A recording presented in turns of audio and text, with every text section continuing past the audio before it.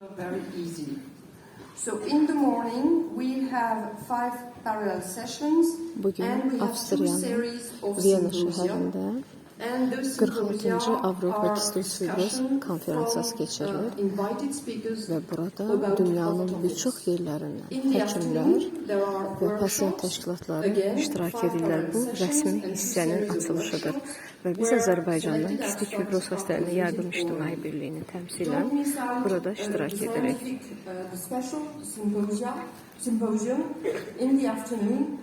That will discuss the best of Journal of Cystic Fibrosis, Lancet Respiratory Medicine, and European Respiratory Journal. So there are other sessions, early sessions, meet the experts, where very specific topics are discussed among experts, and also other sessions during the lunch break mostly, e-poster sessions where selected abstracts are discussed very quickly and presented very quickly, and also the tomorrow lunch sessions where different topics are discussed. Our colleagues from industry have also some activities. During the morning break tomorrow, there's the CF innovation presentation, and during lunchtime, a satellite symposium and the MedTech event.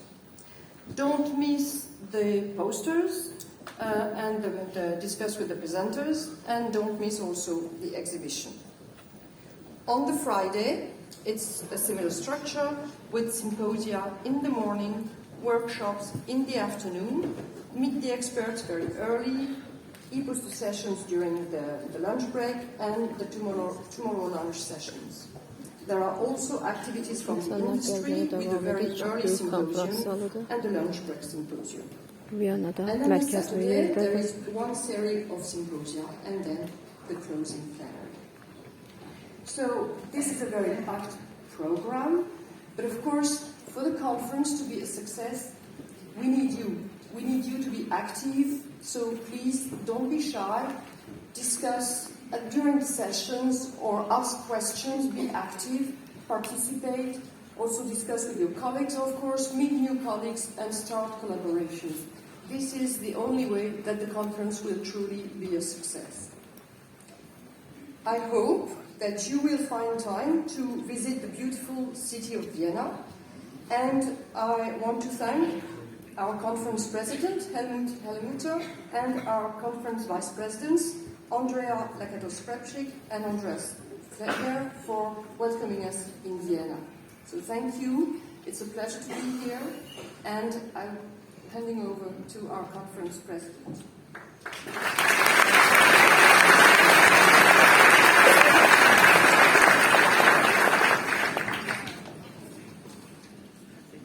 Thanks, Isabel. So here we are. Hello and welcome to the Cystic Fibrosis Conference. It's such an honor to be here as the president of the 46th European Cystic Fibrosis Conference. And it is a pleasure for me, and also on behalf of the vice presidents, Andrea and Andreas, to welcome you here in Vienna. I'm delighted to see so many of you. This is the second conference in Vienna after 22 years.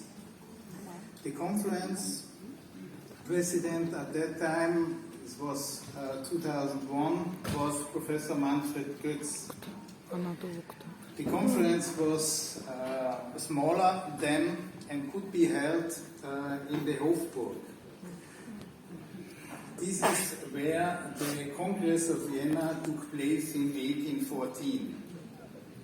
The Congress of Vienna, I like to mention that, is of great importance because it enabled at that time a long period of peace and equilibrium, which we would need so urgently now as well.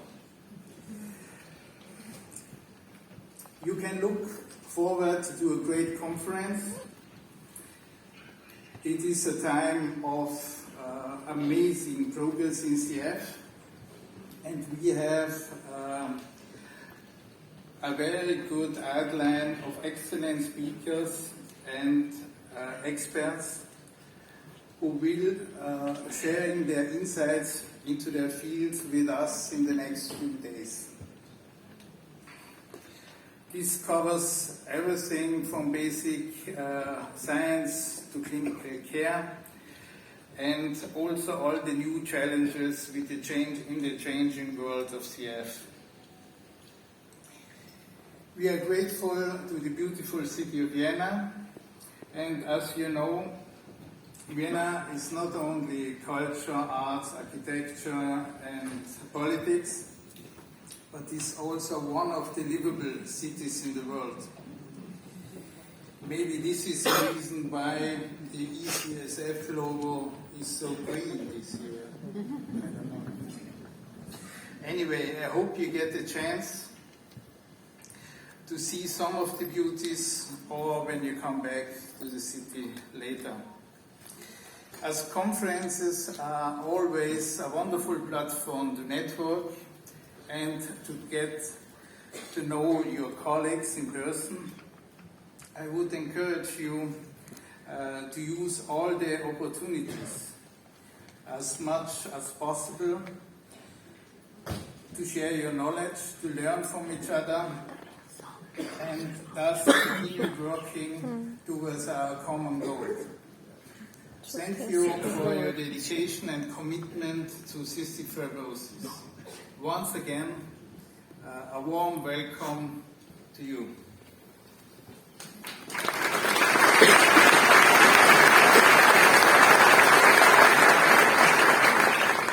Now I would like to draw your attention to the future of cystic fibrosis care.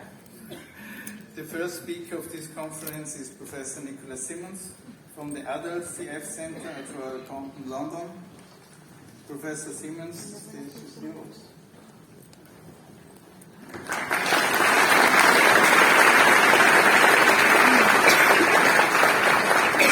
Thank you, and a very good evening to all of you. I have to say it's my absolute pleasure and honour to be delivering this talk here to you at this opening plenary at this wonderful city here in Austria. My thanks to our President, Professor Farjak, to the committee, to the ECFS for giving me this opportunity. I think it's fair to say that it's a very significantly large topic, the future care of CF, but it's a really, really exciting topic.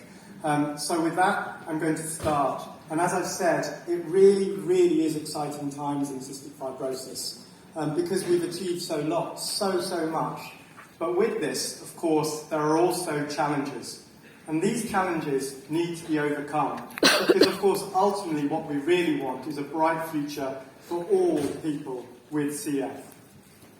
Now, I'm sure I do not need to tell any of you in the audience about these data.